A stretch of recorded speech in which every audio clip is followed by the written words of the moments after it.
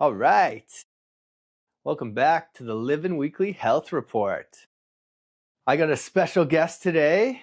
Kels is taking some much deserved time off on the beach in Mexico. And we have Dr. Kevin Preston joining us today. Good friend of mine. Dr. Kev practices Chinese medicine as well as his events with the New Human event. How's it going, man? Yeah, doing great. Pumped to talk to you. Love the Yeah, thanks energy. for Yeah. joining. Thanks for joining. We got a good one today. So, January's just kicked off. We started off by going through the predictions for 2026. And some of the biggest searches so far in January are around the nervous system, stress, and gut health, that foundational piece. So, to kick it off, we're going to start with the nervous system, why these searches are kind of coming through, and then take it from there. Some of the key searches that have come up so far this week: how to calm my nervous system, why am I always stressed, burnt out symptoms, what are they, stress and gut problems, why stress is affecting my gut. Those are some juicy topics. Yeah, I see a lot of that in the clinic for sure. Yeah, are you seeing a lot of that? Yeah. Yeah. Yeah, it's interesting to me that like January, it kind of makes sense coming into Christmas. Everyone's kind of coming through a time of real abundance and good foods and sweets and all that good stuff. So the gut thing, it really makes sense. But coming in and then feeling stressed right off the bat, like we didn't get that restorative maybe that we needed over Christmas or whatever it is. But that we're seeing those as those really commonalities across North America in what people are searching for. One, I think what's interesting because I've been studying some of my ancient Chinese medicine texts lately, and stuff that was written 2,000 years ago, more than 2,000 years ago. And I've really been focused on the kidneys. I'm kind of working on a masterclass series actually coming up, and the first one we're going to start with is the kidneys. And Fantastic. kidneys is wintertime. So in Chinese medicine, we got all the elements. It's also the water element, but it's winter. And one of the things to really establish with the kidneys is rest. And I feel like there's this pretty big disconnect between following our own rhythm and then following nature's rhythm and the mind and like the external stimulus and excuse me, it's like the stress levels just overtake Yeah. everything.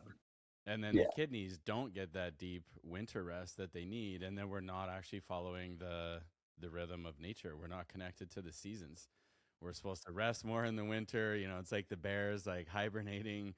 They're in their deep slumber ideally, and I think we've lost that a lot. It's like the other side is like hyper stimulus, super production, and it goes against the grain of the body, and then that's usually where a big disconnect happens, and the gut and the mind and the nervous system start getting frazzled because nature's like, what are you guys doing right now? Yeah, and we're kind of in that time of the year where you almost disconnect from the body too, right? Where it's just like just push through. You can kind of see the light a little bit, and everyone's kind of like just in that push mode, Hmm. and yeah, maybe not listening so much to that rest piece that we really need. Well, and we're all in our own micro seasons as well. Some Totally. people are in like a build phase, entrepreneurs, and sometimes we're in a build phase all the time. And where's the rest? And I find for me, more rest equals more creativity. And then when I do want to focus on something or build or create something, I've got the inner resources for it. But if I'm borderline burnt out, pushing all the time, first of all, nature never does that. Nature always has seasons. And that's what I've always loved about Chinese medicine. It views the body as a garden, and you're meant to follow the seasons. Summertime, we're awake more. There's way more daylight. And in the winter, ideally, some of those ancient teachings have you follow the light. So you'd go to bed way earlier, and you'd sleep longer and really replenish. And that's actually a key to health and longevity, long term. That we have lots of biohacking elements and things that can be kind of cool too, but I don't think anything replaces that deep rest, because the kidneys is where you store your like core essence and vitality. That's like the internal savings accounts, and then the spleen and the lungs Right. and digestive system. That's kind of more your daily like checking account, building energy. You take energy in, you build chi with it. But the kidneys, that is a little bit harder to replenish. And so if somebody's had many winters, many seasons of not resting and not coming into that deeper space of replenishing and nourishing the deep organs like the kidneys, that's where aging happens faster. That's where Right. mitochondrial breakdown happens. That's where the body stops burning fuel properly, and autoimmune diseases and all these other kind of, subclinical elements that maybe people hadn't felt for a while. It starts to take hold in the body, and a lot of it can be lack of rest, too much pushing, too much stimulus, and it all ties into the gut as well. So it's those ancient teachings still apply. Yeah, so cool, hey. So what, from the Chinese medicine perspective, what is really going on with the body when it's in that kind of state of stress, state of fight or flight, that disconnect that's occurring there? hmm Most of the teachings from a Chinese medicine point of view, it's all about obstruction and stagnation. You hear that word a lot if you see a Chinese medicine doc. And it's like blockage of energy flow, blockage of chi. And that could be in any system, any organ, any meridian. And, so especially if there's a lot of gut stuff going on, then we're going to look at a lot of digestive system meridians. But it's not just those, because we function in a whole complete system, ideally. Yeah. So Yeah. it's not just one thing. So if I'm seeing somebody in the clinic that comes in with a lot of gut issues, nervous system, anxiety, all those things, it may not be coming from the same root source for each person. And so that's usually when I'm asking questions and getting really curious, just like it's like, what is actually happening in the body here? And maybe they've been running that fear campaign in the body for quite a while, which is more kidney related. Spleen, though, is interesting because the spleen in Chinese medicine really, really ties into digestion. And the spleen also governs our mind. And other organs are involved in that too, but the associated, it's not an emotion so much. Like liver is more anger, kidneys is more fear, lungs is like kind of grief, sadness, those types of things. But the spleen is like worry and like mental rumination. And so when I think of our society in general, There's everybody's so like much worry. Yeah. overthinking, and the stimulus, our minds are having to process so much, and those quick dopamine hits on doom scrolling and all of those things. In a Chinese medicine lens, that will actually disrupt the function of the spleen, and the spleen is directly tied to digestion. So our minds are Interesting. just running amok at times, and then yeah, the spleen can't function and digest and build chi nearly as good as what it should be. Right. Right. So it really is like that resting, obviously such a big piece of allowing these organs and the gut and everything to recover properly so it can step in, but then also this kind of worry and how this can overlap and disconnect, and then we're not getting the rest that we really need, even if we're trying to, because we're kind of in this doom loop a little bit. Mm-hmm. And yeah, all the environment, the way the reflection on how society is right now is also that kind of real interesting indicator in how we're feeling from a collective too, right? Like I think that plays such a big role, like you say, like the doom scrolling and like everything is just Trump's taking over Greenland and Canada now and all the things, and you're like, holy smokes, what's going on? But what are, I guess, we're seeing when we're doing that, like what are some simple ways to start coming back to kind of creating that environment, creating that container for ourselves to kind of like start to break that cycle and start resetting these systems? Yeah. Well, if we're talking about the mind and kind of riffing on the spleen a little bit more, since digestion's kind of the theme, the spleen, yeah, again, is one of the most key organs of digestion in Chinese medicine. And, of course, we have our stomach, small intestine, large intestine for actually like the food breakdown, but the generative force and the food and the nutrients that come from the intestines, the spleen takes that to refine it and turn it into usable energy. And so Mm. one of the things that disrupts that process is, yeah, letting the mind get pulled into all kinds of things that have an endless loop of worry, which is, I haven't watched the news in probably a decade or so, I don't have regular TV, and I like to pay attention. People will tell me if there's stuff going on in the world. Like, I don't have my head in the sand either, but I've learned to like really guide my attention and focus. And one of those things that I noticed over the last few years is, what's the thing that almost everybody in society does now first thing in the morning? Straight to the phone. Boom, phone. And then your mind is immediately on that track.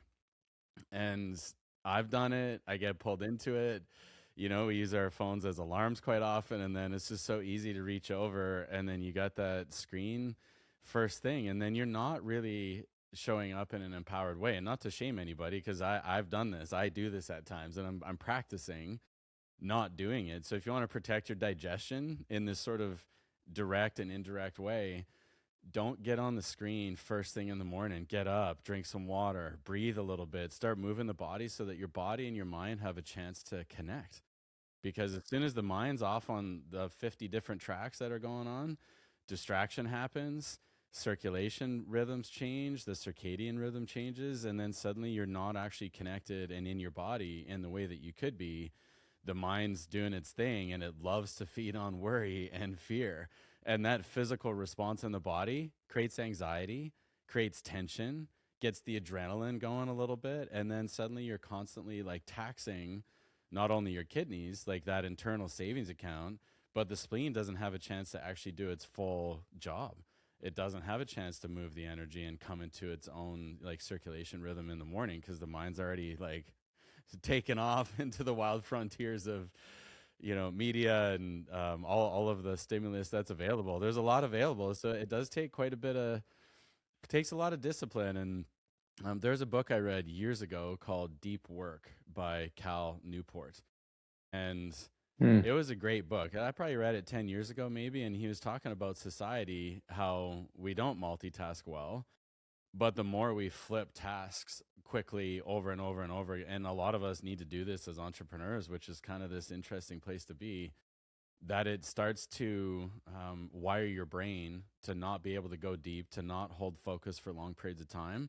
And then you can't really get to the depth that you're capable of. And then when you try, it's more challenging. You're not getting to that deep capacity that we are capable of. And then, years of doing that, you've lost like so much of the capacity to kind of dip under the waterline. It's like that image of an iceberg. Everybody's just going to be above the waterline, and nobody's going to be diving in underneath, where 90% of the goods are actually. And our bodies are kind of like that, but our minds are so capable. But yeah, we're rewiring ourselves to sort of be shallow thinkers and task switching and everything else. Like, that depth starts disappearing. So it's something that's always stayed with me. Yeah, great book. Yeah, really cool book. That but and I think what I really like to look at the glass half full kind of thing. And like, because as quick as it can go that way, it can go the other way too. And like some of these things in the morning, what's worked really well for me is attaching these routines to create new habit in the morning. So like when I do set my alarm, because for stuff like this, I sometimes in these types of times of year, you got lots going on and you just have to set the alarm. But shut it off, phone goes immediately on the counter. I know I got my hour to do my thing, and I go straight to just a quick little turkey tail chaga shot in the morning to activate that microbiome. I've been really fascinated diving deeper this year in this gut theme that's been coming up, and how it's so attached, and knowing this previously, but how I can't work it into my own routines, and how it really folds into these other cycles. And like some of these ones, like we got written down here, like bloating and irregular bowel movements, acid reflux, food sensitivities, all these signs that are kind of showing us that there might be other things going on in our routines or habits that are kind of folding into this, but this gut really being this kind of major indicator in how things are going, and attaching that to a nice little movement routine in the morning, and a little red light session, and then coming into, I have my salties, and then I come into my coffee and get after it. But when I attach those little routines to it, it's like that's what I'm going straight to rather than the phone. And I Hmm. found that to be really helpful because then it gives my system that consistent routine. So it knows like, okay, we're, even if I'm, I need a little extra rest and waking up at 7 rather than 10 to 6 like I usually do, it's still within that kind of window where it's like seems to be pretty, but I'm pretty consistent on that time frame. But all our lives are always changing, but it gives those kind of little bits to help. And I find that really helps. Now I don't even think about it. It just goes straight to that without going to the phone because it's just that action of putting it down. But it takes that repetitive action and a little bit of discipline, but it starts to fold over pretty quick. It does.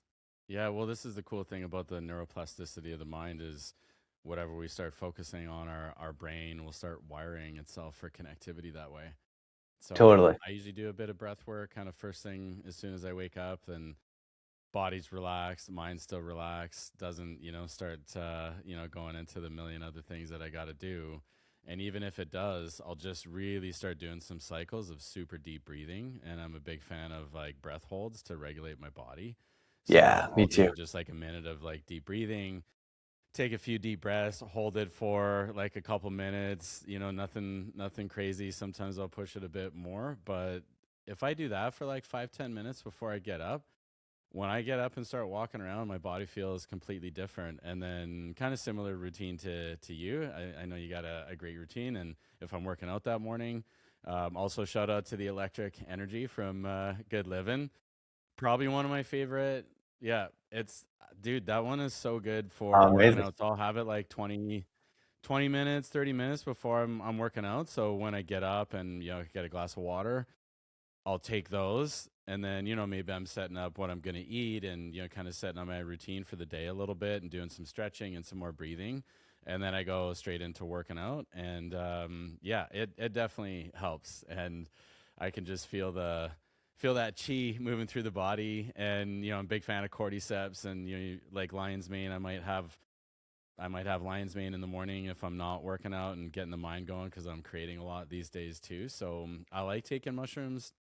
For me, my stomach empty is totally fine. For others, sometimes you want a little bit of food in there. And the other thing I do in the morning, if I've got a good supply, bone broth. It's like Yeah, kind of me first too. thing, kind of like some mushrooms, bone broth, and talking about pre-workout and stuff like that. Because I'll use the salties that you have too, and then sometimes I'm sipping on bone broth while I'm working out, and then maybe Very I'm having cool. a bit of electrolytes after that. And so I like just having what is the most nourishing I can get. And a lot of people know about bone broth, but bone broth is really, really good for gut, good for repair. I'll use it in like soups and stews, especially this time of year. So we want those like really deep, nourishing elements to get in for repair because it's if it's acid reflux, bloating, all kinds of inflammatory things. Like that's really the bottom line is like things are inflamed in the body. And so we got to look at what are we putting in there that's causing that inflammation and eating organic food or not organic food, fast food, all these different things. Like those are kind of the obvious ones, but sometimes the liver and the lymphatic tissue gets backed up, and that can actually affect digestion quite a bit. And Yeah, so there's lots of things that we can actually support the other organ systems that are supporting our gut that you wouldn't necessarily think of, and the liver is a big one. yeah. Well, when you said stagnancy there, like how it plays into longevity, but that really starts with that inflammation and it starts to build up, right? Like, and then you get that stagnancy, and then that's when we start to get into kind of that more trouble zone when that's stagnant for a while and that build up. So the bone boss one, is such a great tip because that one, getting those proteins, that I think any way that we can kind of do this light activation to the microbiome and how that is connected to the circadian rhythms that you mentioned in our own rhythm. Another one I love is even this time of year, like I'm going outside and it's dark, so I'm getting like light from moonlight, which isn't, that strong, but the fresh air too, man, like that time, just like it's just this nice thing. I don't even go for long. It's like 5, 10 minutes, but it's a little chilly, but it's nice. It just gives me that activation. It's amazing how different I feel if I just jump in straight into work or something like that versus if I take that time. It's Hmm. like it's a huge difference. Well, the nature, kind of going back to where we started this conversation a little bit, is like the disconnect from nature is a really big one. So a lot of people, if they're getting up, they're in their house all morning, and then they get in their vehicle, go to work, and then they're in an office, like, or whatever, they're indoors. Without that hit of nature, fresh air, especially with a little bit of movement, we're gonna miss out on what's available, and it's free. So I'd started quite a bit in, well, yeah, early last year, just going for walks in the morning. Sometimes I go for a run, or if I'm working out, I try and work out outside, or even if I'm working out inside. But then I want to walk, and I don't know what it is. I've been so pumped on walking. It's kind of funny. I'm like, oh, am I, feeling my age? Like, what's going The on? But no, it's just transition. like contemplation and walking, and you can have a pretty good power walk. Somebody's hates running, because I like running from time to time too. But sometimes I just want to go out for even 10-15 minutes, nice brisk walk, fresh air, you're breathing, and I'm thinking about my day, thinking about what I want to create. I feel so good doing that. And then maybe I come back and work out, or maybe I'm coming back and heading over to the office and diving in for the day. But I can tell days that I do that and days that I don't. It's not quite the same. And then Yeah. I'm often walking after dinner as well. And that's a huge reset. There's a lot of research supporting that now, to regulate blood sugar and insulin receptivity after dinner walks. And when we were in Italy back in November, and a friend of mine as well in the past taught me about La Passeggiata.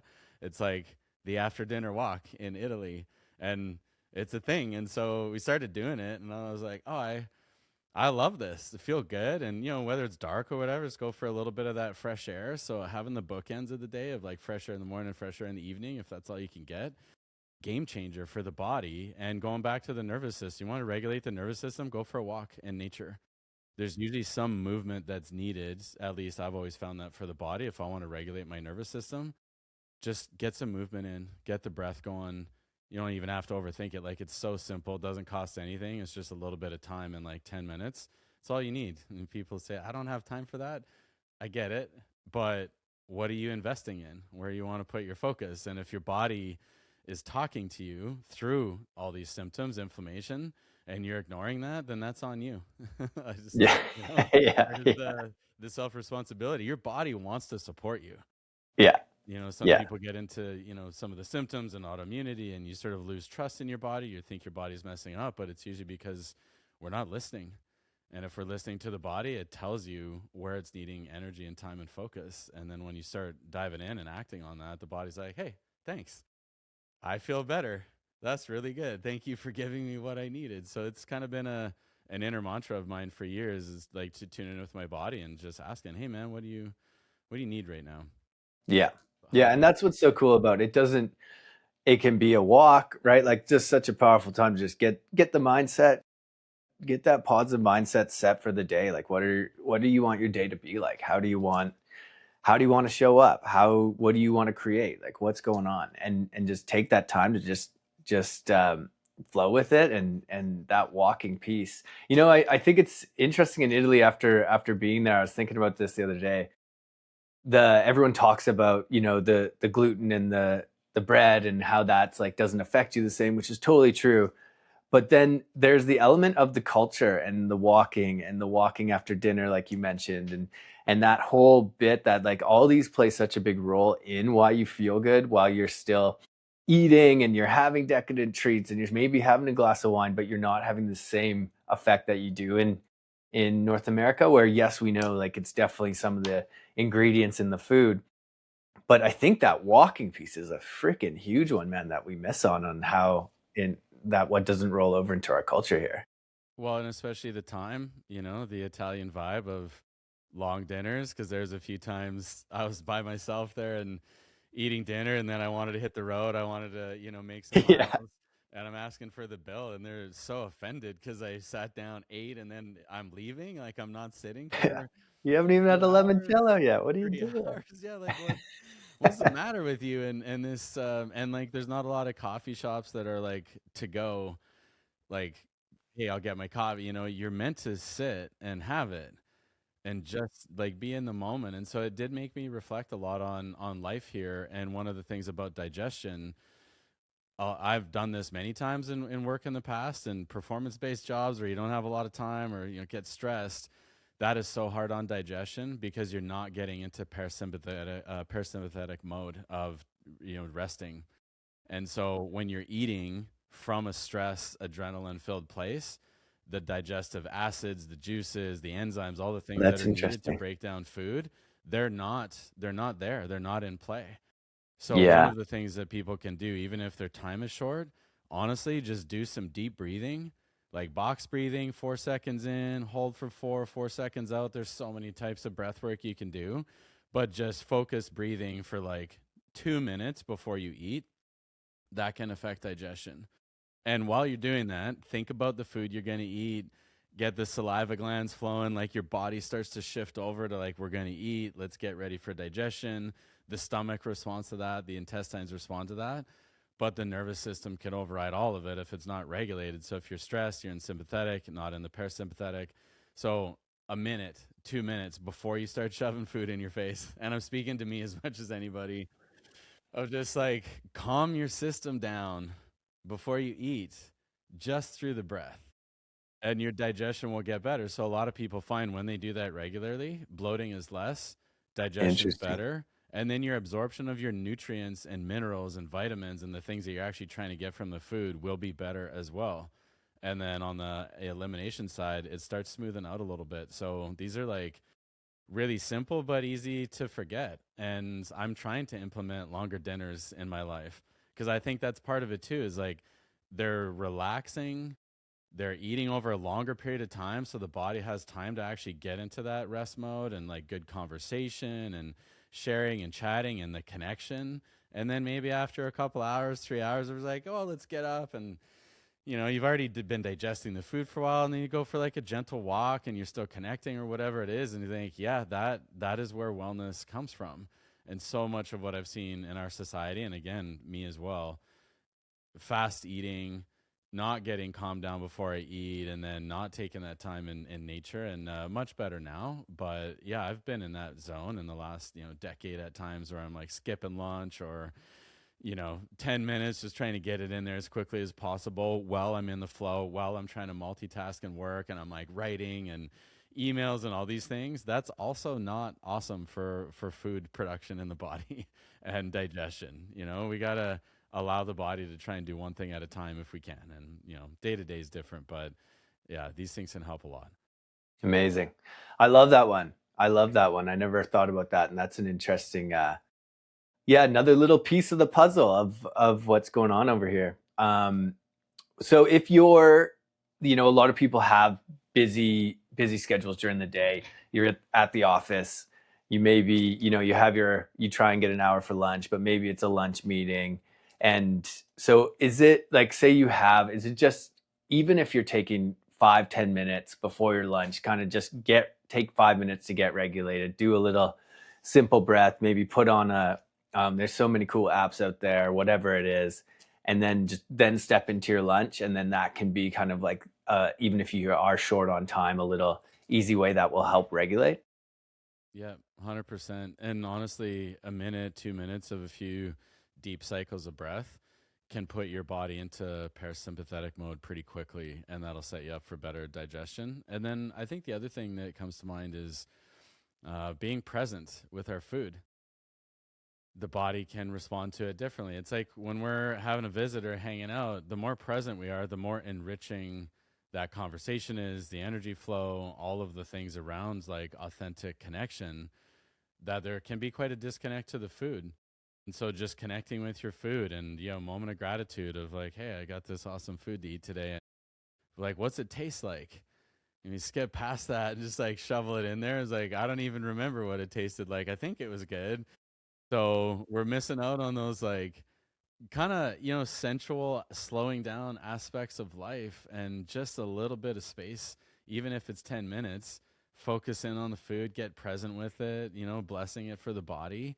Our body's response to it is going to be very different. And suddenly that can open up things. And I think we miss in our society how much presence and energy affects our physicality. It's like physical body's different, the emotional, whatever, that's different. Like, no, these are the same. They're in there the same way. So the thoughts, the feelings, the emotions, the stress or non stress you have while you're eating will 100% affect what your body does with that food. Yeah. Yeah. That's an Everest for me. You know, that one of like, I grew up with my brother. My dad eats like, he's a ultra marathon heavy biker guy. He eats like crazy. So we would go, food, like, you got hockey practice, you're just, so like, slowing that down. One thing I've been, has helped for me though, is like trying to just consciously chew more, Yeah. because I was realizing how much I was just like ripping through my meal. And it's helped me a lot, just trying to like like actually count and like try and like kind of just taste the food more. And that's a really good one. But that programming's deep, man. Me too. I got two younger brothers. We all played hockey, and you want to get your share of the food and get it in there. So timing is important in an environment like Yeah, that. So I've been reprogramming that for years. And, growing up in Alberta, I worked on the rigs, I worked in construction. Sometimes you'd miss lunch, or it's like, hey, you got 10 minutes. We're not shutting down. Time is money. And so if you didn't eat a massive volume of food in that 10 minutes, you might not be eating again for 6 or 8 hours, and you'd be working totally. hard. And so you would just have to, it's kind of more of that survival mode kind of feeling, but it does set up some challenging patterns later on of, oh yeah, where's the fire? Let's just take a breath here and finish eating the food and trying to set our lives up more for success that way. And yeah, chewing a lot is super important too. And it's interesting because there's metaphors in everything that, whether it's emotions or mental or whatever's going on, we're not always like chewing on things in an efficient way. And maybe Mm, we chew on some things too long and ruminate, and that's the worry and everything else. And it's like kind of savor life a little bit more and give your body time to process and digest it. And so if we're rushing through everything, we're not processing it. And that's what builds up in the body too, even on the emotional side. And that leads to inflammation. Most of the studies on IBS and like gut disorders and things like that, it's all psychosomatic. Most things are, but that means like what your mind is doing, the amount of worry, fear, all those different things, stress absolutely affects gut function directly. And so as people start addressing their thoughts, their emotions, past traumas, woundings, their gut always gets better. yeah. Which is really, to me, like really empowering too, right? Because then, it doesn't matter if you're on the rigs, in the office, just you always have this ability to, even if you're having food on the back of a truck, to take that time, right? To bring it down. It doesn't have to be on the go and thinking about the project or whatever. You have that ability wherever you are. You just got Mm-hmm. to tap into it. Well, and the other thing too, to put your body into a better state fast, hit up a little bit of comedy. Oh, interesting. If there's, some good banter with the boys or whatever it is, wherever you are, whatever you're working, laughter resets the nervous system too. It can pull you out of stress. You're like fighting with your partner, spouse, or, getting into it. If one of you kind of cracks and laughs about the absurdity of like what you're fighting about, how fast does it shift the nervous system? It takes like 5 seconds, and then you're like, ah, and then everything. So you can imagine eating from one state or eating in another state. So if you're on your phone, most people are, pull up a bit of comedy for a minute, get a couple like pattern interrupts, and that'll actually help your digestion. Just let yourself laugh a little bit, and away you go. Love that. Yeah, the pattern interrupt. That seems, to be a theme and a key to some of this stuff. Segment 2, the gut nervous system feedback loop. We've kind of tapped into a lot of that. When it comes to the hormones like serotonin, you hear that a lot, like 90% of your serotonin's created in your gut. How does that kind of reflect into our overall feeling good, our overall mood from a Chinese medicine perspective? Like, is these kind of tactics, they are all going to play a role in that? Is there anything else that we should be doing or thinking about when it comes to like the hormones related to the gut, or like any kind of things we should know? I actually, yeah, I'd love to bring up fasting Mm-hmm. in this aspect, because I did 80-hour water fast over Christmas, and I like to go against the grain. It was like Christmas Day, I started fasting, and I know I'm a little bit nutty sometimes, but it just felt like a really good time to give my body that reset. Excuse me. That's what can reset a lot of the neurotransmitters and hormonal regulation in the body. It's Cool. just pausing. So Interesting. that might actually be a theme for everything is, we're on the slow down pause wavelength has a huge influence on what the body's doing and what it's producing. Because if we're in that stress cycle all the time, that affects our hormonal regulation very directly. Right. Right. So sometimes that kind of like a little bit of a more soft slash hard reset gives us that ability to, and then kind of, are you then easing foods back in? Are you easing that routine back in? So then you're kind of giving yourself a fresh start to kind of, and again, breaking that loop and starting fresh. You're starting with your morning bone broth and kind of easing in Yeah. lunch and stuff, or do you bring in an intermittent fast, or how do you usually work it? I've played around with intermittent fasting a little bit, and my body seems to respond well to that. And yeah, I usually try and get bone broth in the mix there, and avoid like a bunch of heavy foods and things like that, and get some like good soups and stews. And this time of year, I love doing that because it's all easily digestible. Then you get your celery and carrots and onions and lots of veggies and things in there, and a little bit of like cabbage and fennel and just things that can all kind of steep together over hours in the soup pot. And I know it takes some time and focus, but my body is worth it. My health and vitality is worth it. And so then if I'm doing a longer fast, which I usually only do like once a year, I might do it twice a year coming up, like between kind of 72 to 84 hour like water fasting, just to do the insulin receptivity. Reset is a big one. You get the human growth hormone kicking in there. You get all the stem cell activation kind of after that, like 48 hour, like more kind of 72 hour zone. And then you get a deep clean cycle of resetting everything, and the things that got out of whack and out of balance, like serotonin, dopamine, the vagal nerve, the gut brain connection, it all gets readjusted. And then your body can focus on where the stuck points are. We talked about obstruction or stagnation. When you're given that body reset time, we're coming into a deep pause, the body will revert back to the preferred natural rhythm that's often been forgotten or lost from eating too fast, eating too much, getting too stressed.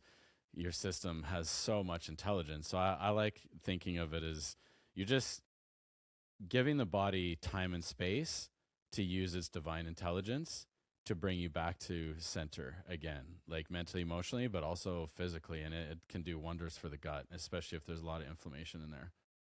Interesting.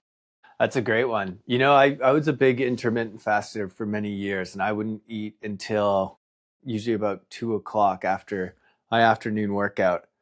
And it worked well for me in some ways, but I realized how much I was kind of like slogging through my mornings, and how I much I was missing when it came to like my productivity and just getting the protein, a little bit of, yeah, good fruits, whatever, and how much I more focus I had, and like, so flipping it, so I was like actually now big breakfast guy, and then I'm having my dinner more around like 5-6 o'clock, and then having more of that fast kind of starting at around like 6:30, Yeah. and then not eating till about 7-8 o'clock the next day. I Yeah. found that to be pretty good so far. Yeah. And I like that routine as well. And I'm kind of more on that wavelength because I probably only intermittent fast like once a week at the most, Okay. sometimes maybe every 10 days or so, because I'm a pretty busy guy too. Got a high metabolism and stay pretty active. And so I want to fuel my system really well and get those key minerals and nutrients and things. And so I do tend to have lots of healthy breakfast, and like I said, like bone broth in the morning too. Or sometimes I'm eating the soup from the night before because it's so packed with nutrition that I had for dinner. I'll actually have that for breakfast, and it's like a pattern interrupt too for the standard like North American breakfast of like eggs and some of the other things, which I do have too. But I like changing it up a little bit and get a good soup pot going for 2-3 days. I'll just eat that continuously, and my body seems to really thrive. And I notice if I don't eat breakfast, I can still get by pretty well. But yeah, I like having good fuel. And then if I'm gonna do fasting, I'll usually do a longer one, and I kind of leave more time in between to just do like a more deep cycle and get everything cleaned out, and then back to good food again. Love it. Love it. Okay, so to wrap it up, we touched on quite a few things, but really when what we're seeing from the search history, what these things when it comes to this gut, this foundational piece rolls into a nervous system, this disconnects from our mind to our body. It's really these ways that we can take the moments, kind of use some of these current routines to create new habits, break some of these cycles. And it's really about kind of, if we really want to simplify it, slowing down and taking these moments for ourselves so we can regulate throughout the day. Yeah, I think simplicity is a key. And as humans, I've done this. I think a lot of humans I've witnessed in the practice, we make things more complex than what they need. And so it's like these little routines start to add up. A little bit of fresh air in the morning, fresh air in the evening. Do some breath work. See what you're doing with your mind first thing, because the way we start our day has a big impact on the rest of the day. And a couple minutes of deep breathing before every meal, that would change what's happening on the gut level in a big way, and then the nervous system, and subsequently less inflammation as a result. Love it. Yeah, and I think, like if we have a pretty hectic daily routine already, lots going on, starting simple, just like one thing. And that's probably that morning bit. That's when you're kicking off the day. That's when your gut's getting activated. That's tying into the circadian rhythms like we talked about. So starting with that one piece and then slowly adding that little 1% and how much that starts to build up. Yeah, 100%. Yeah, simplicity, it's magic. Hard to do Love it. sometimes, but if we can simplify things, the body loves that. Yeah. Yeah, one I really enjoyed that Zach Bush post the other day when he talked about it only takes 7 seconds for this thought to turn into this emotion, and then we kind of run off on this cycle. And I've been playing around with that when if something comes in what's either like when I'm focused on something that is going to draw me off task or whatever, where I just count to seven and then see how it feels. And man, is it ever a cool little trick? Well, that's a good one. Yeah, I like that. I saw that. Zach's got lots of golden nuggets in there for sure. And Yeah, again, and it's simple. It's simple. We just need simple, to remember to simple. do it. Yeah. Yeah, because you're just taking that 7 seconds but before to let, and it interrupts the mind running, and like this can be used in all sorts of different ways, right? Like um, whether even that time just to take a quick second for breath, three, just a couple deep ones, like just that, can be so helpful. Love it. All right, man. Thank you so much for coming and joining. You're our first guest on the live report, so I appreciate it. Before we let you go, Yeah. what are your predictions for health trends this year? Ooh, this is juicy. A juicy I one to finish off. Yeah, I predict that we're going to see a trend of people wanting more analog type experiences in Okay. nature with people, less technology, because I think there's a saturation point happening right now Yeah. that we feel inherently. It's like our intuition, our bodies, our minds, our cells. We're like, love the technology in different ways and like use it as an effective tool. By all means, do that. And where like the real life, like present moment experiences, and it's often away from technology, in nature, in the forest, gathering with friends, like having those longer dinners. So I think we're going to see a trend taking people into more experiences, or people craving or wanting those type of experiences more, and regaining their health as a result, regaining their own rhythm and listening to their bodies more. And so I'm kind of watching and observing, from my vantage point of, retreats and clinic and all of these different things. But I'm seeing that as a deeper desire coming back now. You're kind of returning and remembering some of these things. So I'm excited to see what happens. I love that. I love that. That's a great one. I think that's an interesting one. I think you're spot on. It's going to be an interesting return to the mean here that we see. Yeah. And tag us if you're having the long dinners. I'd love to see it. I'd love to see this trend kick off. I'm going to try it too. Yeah. Well, we'll get together soon. Let's have a long dinner soon, man. Let's do it. All right. Thank you everyone for joining us. We'll see you next week. Thanks, everybody.